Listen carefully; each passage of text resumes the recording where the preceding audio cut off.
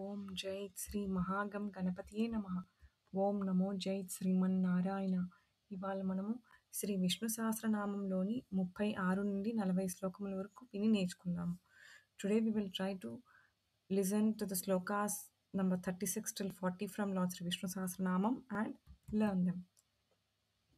स्कन्दः स्कन्दधरो धुर्यो वरदो वायुवाहनः वासुदेवो बृहद्भानुः आदिदेवः पुरन्धरः अशोकस्तारणस्तारः सूरः सौरिर्जनेश्वरः अनुकूलः सतावर्तः पद्मी पद्मनिभेक्षणः पद्मनाभो अरविन्दाक्षः पद्मगर्भः शरीरभृत् महर्धि वृद्धो वृद्धात्मा महाक्षो गरुडध्वजः अतुलः सरभो भीमः समयज्ञो हविर्हरिः सर्वलक्षणलक्षण्यो लक्ष्मीवान् समितिञ्जयः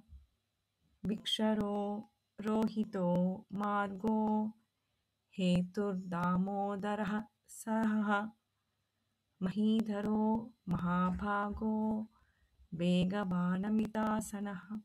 ओम नमो जय श्रीमन्नारायण.